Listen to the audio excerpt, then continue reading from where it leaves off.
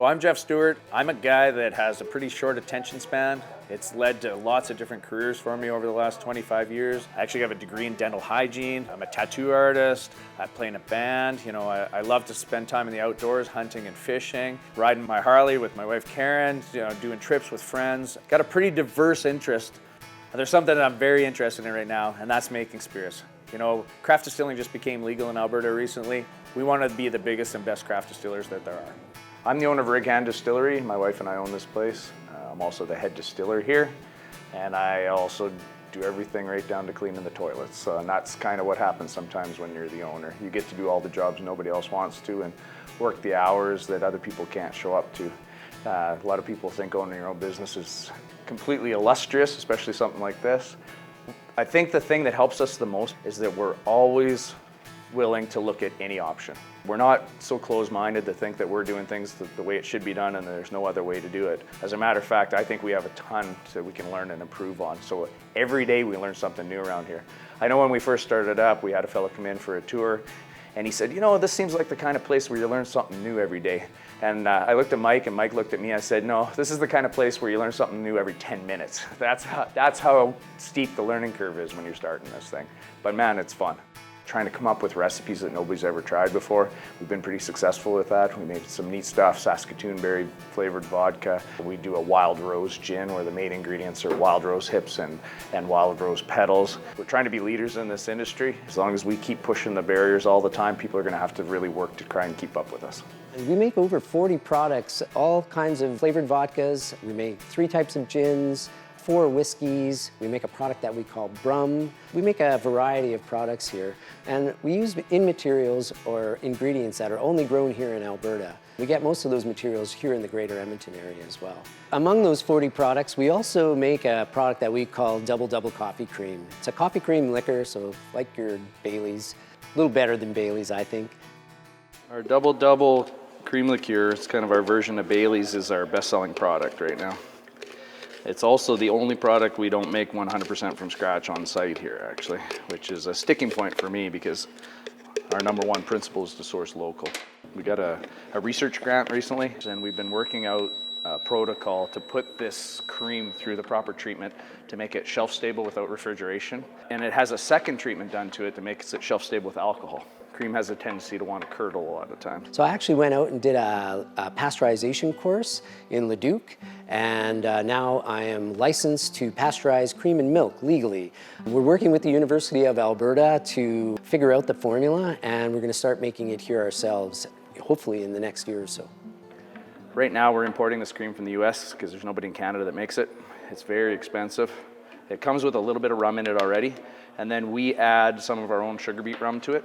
And we add some concentrated caramel to it for coloring, and we add some flavors to it, about 20 different flavors. We work the flavors out with real ingredients, and then we send that flavor profile off to a company in Quebec. Also, when they're doing the concentrate procedure, they take out anything in it that might be allergenic. So even though this stuff has a hazelnut flavoring to it, they've taken the part of the hazelnut out that people would be allergic to. Totally non-allergenic, so it's important for us to have that. But again, I still have to pH balance this stuff because if I dump it in there, it'll make the cream curdle if it's too acidic. So this is where the chemistry side of things comes in.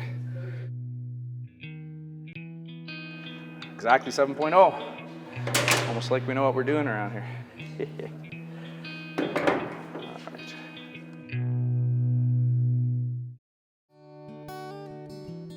We've got just an amazing team that works here. I'm so lucky to have them. Every single one of our employees here, we've made sure we have cross-trained on every other process that we do. I make sure all our sales staff come and work on the floor and learn every bit of our process. There's not enough hours in the day for me to run around and do all this stuff, so I need people that are passionate and care about what we're doing here, and we've been really lucky to have those kind of people. I started distilling with Jeff. Jeff is the one that asked me to start up with him. Actually, when he first asked me, I said no to him. I hadn't distilled before, so I was a little nervous about it. I started doing some research and realized I could do a master distilling course here in Canada, down in BC. So I did that workshop there and learned on the large equipment and was ready to start distilling. Jeff and I started practicing in his garage actually for the first 16 months or so, doing our recipes in small scale first. I've been distilling now for about 4 years. The laws changed here in Alberta in the fall of February 2014 to allow small craft distilleries to start up in Alberta. That was a big opportunity for us. We're the second craft distillery to start up in Alberta. Proud to be the very first craft distillery to release craft whiskey. To get our licensing, it took about 16 months before all the paperwork got finalized. So Jeff and I were moonshining a little bit in his garage while we were waiting for all that paperwork and the licensing to come through. And HALC's been really good to work with. They want to collect your taxes, so there's no reason why they don't want you to get shut down. They're always trying to do their best to make sure you're doing everything right, just like we are. We were approached by Carlton Gruger. He was growing mushrooms in a shipping container at his dad's place, using manure mixed with sawdust as a food for these mushrooms. And he thought that maybe our used grain would be a good food source for mushrooms. So we gave him a couple 5-gallon pails to try out, and he came back a week and a half later with mushrooms that were the size of my head. Oh, we got blue oysters for you, and pink oysters grown and picked yesterday. Very nice. Did you grow these on our spent grain? Yes, we did. We used a mixture of your spent grain with a locally sourced hemp fiber. Oh, really? Yes. Ah, so very we're able cool. to use all renewable So you don't have to have sawdust anymore. The hemp fiber instead. Very cool. So are these the ones that taste like bacon when you fry them in butter? So good. So good. That's fantastic. How's your new facility working out for you? We're doing about 100 pounds a day right now, and we can triple it to 300. That's a big step up from what you were doing before in the shipping container you're working out of seasonally. Exactly. I'm glad to hear it's going well. You think we could swing over there and have a peek at how things are working for you? We'd love to host your team. All right, it's always a pleasure. We'll sneak over there next week sometime. Thanks for stopping in. Thank you. We started off 3.5 years ago with just Mike and I. Didn't take very long to realize that we weren't organized enough to keep track of things. So we were lucky to bring Joanne on. Joanne really runs the show around here. My official title is Inventory Manager, and that comes along with managing the inventory, as well as Jeff would say, I'm his left-hand woman. We also deal with customers on a daily basis here, so in regards to sales and tours and tastes, as well as issuing invoices, customized orders for labels, organizing the events that are inside the distillery as well as outside of the distillery, which will include mini golf tournaments and festivals. Joanne really runs the show around here. She keeps track of all the scheduling, all the inventory, all the major events. Really, I'd be absolutely lost without her. We're at Cedar Crest Pub with Carmen here, the North Shore Pub. If you guys are out in Pigeon Lake area, stop by Mulhurst. It's the best little spot. We stop here on our motorbike all the time. We've just got our liquor in Carmen's Bar here recently. Everybody's very happy that we've got it in. They get excited when they see the bottles. It's pretty recognizable, right? It is, Yeah. it is. So which cocktail's selling the best? Which spirit? Which isn't. Oh, really? They're selling that? They're Wow. all, yeah, we're mixing them up differently, and So I they're think loving them. you're the only ones I know of that are turning one of our spirits into a slushy drink. Yes. So which one is that? Actually, we do two. We do the double cappuccino, Oh, and then we mix the raspberry vodka with frozen lemonade. fantastic. On a hot day like today, I'm sure those would sell really well. Absolutely. Especially on your patio. These guys have a fantastic patio. What are we, 70 feet from the water line here? Yeah, Very it's beautiful. picturesque. So come on out and check out Cedar Crest.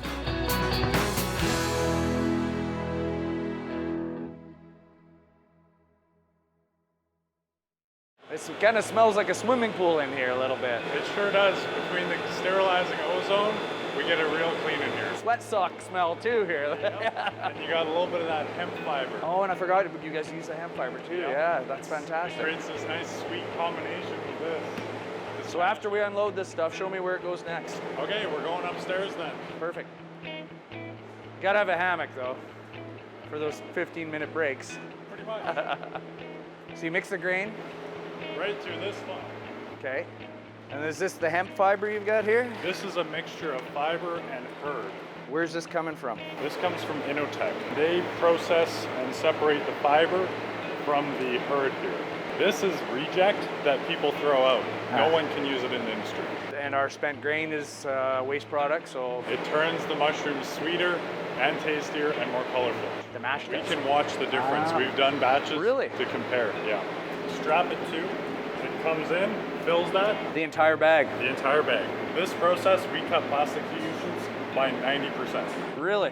90% out. Fantastic. Yeah. So we tie it up then. Yeah.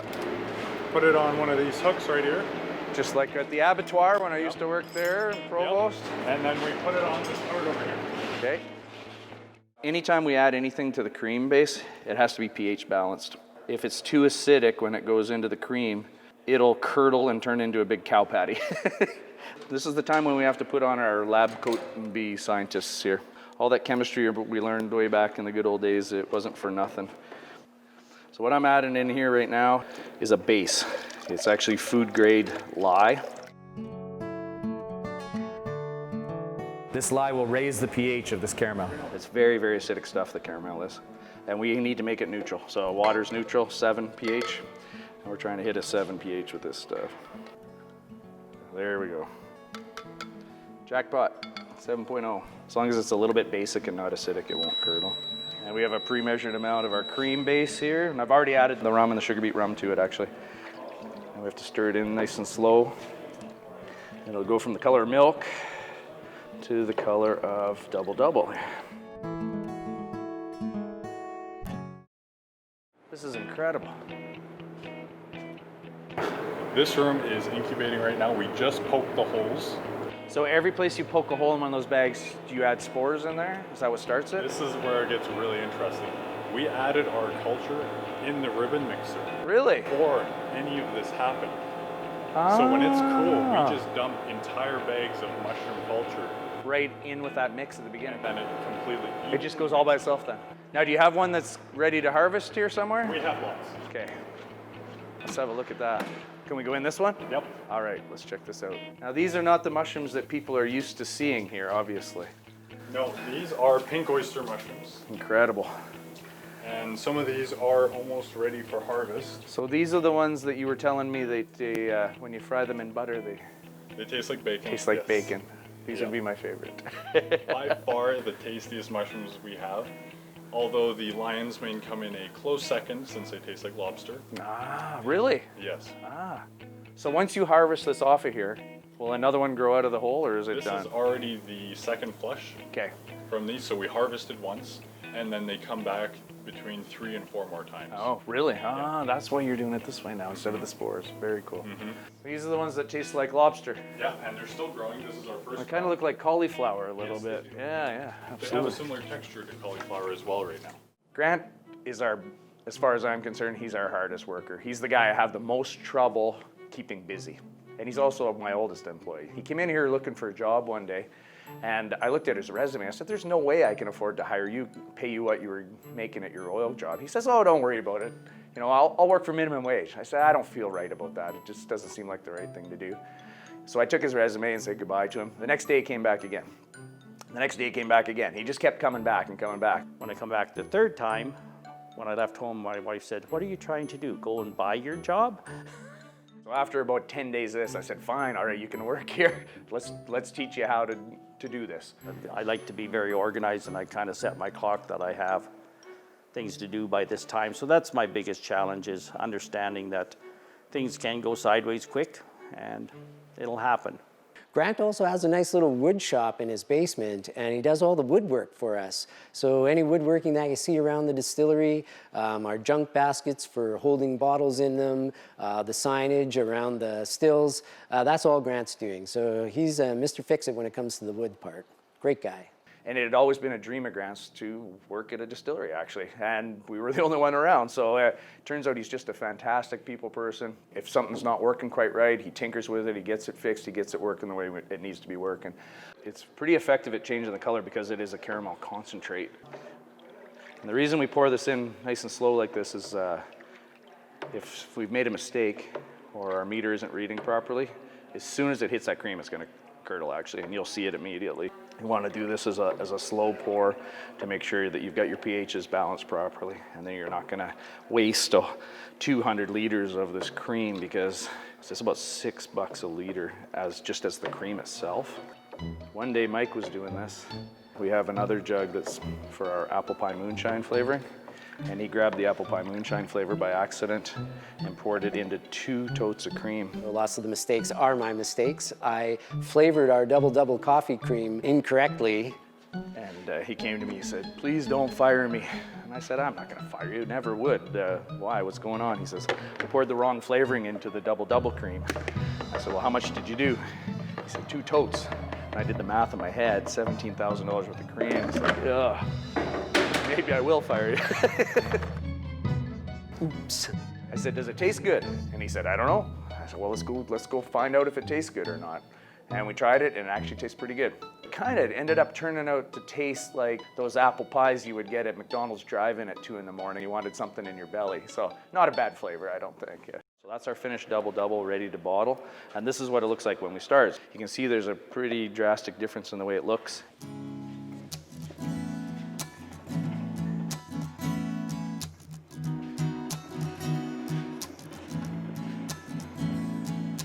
All right, Bailey, I got some double for you to bottle. Where do you want it here? How many bottles do you get out of one of these totes, Bailey? About 240. So 480 bottles of double about to be bottled. And Bailey's off the rest of the week, so she has to finish all this today. Yeah. She's fast. Bailey does pretty much everything. She can help me with the mashing, she can help me on the distilling runs, but mostly what she does and looks after is the bottling section. My official title at Rig Hand Distillery is Production Coordinator. Every day looks a little bit differently. A lot of time I'm cleaning after the guys' messes, a lot of bottling, tours, serving, a little bit of everything. My favorite part of working here is the people that I work with. It's always entertaining, and you never know what you're gonna get. She does a lot of the final packaging, and it's always perfect. Nothing gets by her. She was actually the one that caught the mistake on the double. She said as she was packaging it that it didn't really smell the way it normally smelled, so it called Mike over and realized what the issue was. So everything's packaged by hand, just like we do. Yep. 3 people. Hand stamped. Every box. The ink itself is made from food. So these are 100% compostable. Yep. Only people in the world to do this. And then we actually do a return program. So if you return 10 of these to us, we'll give you a free package, and we take them, shred them, grow mushrooms on them. Huh. And the next generation of consumers, you know, the millennials are the leading edge all the way down to 13 and 14-year-olds. That's already in their head without even a second thought. It's old guys like me that have to change our mentality, get away from this disposable society that we've been living in for the last 35 years. So it's really nice that more and more businesses are trending this way. Yeah. It's very compostable now. Absolutely. And you were growing in a shipping container seasonally. Yeah. How much? Like 50 pounds a week at most. 50 pounds a week. And now 3 years later, you have how many square feet here?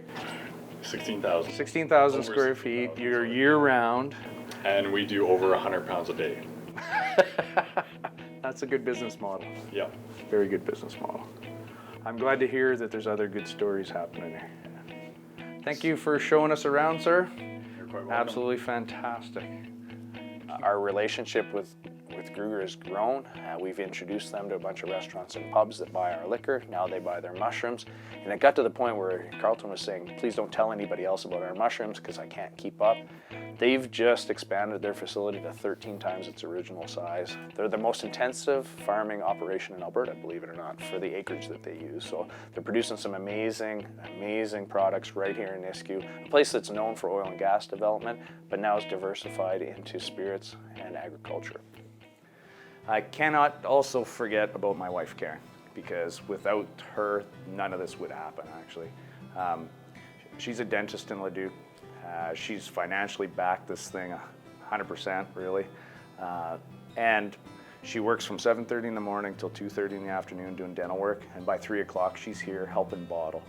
And I've never seen a more caring, harder working woman in my life. It's just fantastic to have her behind me. My family's behind me, my parents, Karen's family's behind us. We get in a jam, you know, brother-in-laws, sister-in-laws all show up. My sister's working here now. You know, my brother-in-laws are always supporting us. Family's a huge part of this business here. My kids, I got 3 kids that are involved with this. You know, my middle daughter, Sierra, actually does a lot of farmers markets and sells a lot of our products all over Alberta, actually. I got a little granddaughter now, too, and one of the barrels in the back room, it's got her name on it. I made it actually the day after she was born, and it says Happy 18th Birthday Lila on it. And it's gonna be a pretty good batch of bourbon by the time that rolls around, another 16 years from now. When we first started up and we got our license in place and everything, we made our first batch. Jeff got all excited, of course, and he says, "Here we go, Mike, are you ready? Ready for the roller coaster ride? Or you better hang on, because we're gonna go on a big roller coaster ride." And I said, "Hang on? Heck no. I'm gonna put my hands in the air, I'm gonna go wee all the way through this." So that's the first day we started up. That's how we were talking. And it's been a roller coaster ride ever since, and it's been a great ride. I'm gonna keep my hands in the air all the way. So we never want to be outdone by those guys on that Moonshiner show down south there. They seem to blow something up every week. I don't know if they just do it for ratings or if they really don't know what they're doing, but we're not going to be outdone. We're going to blow some stuff up too.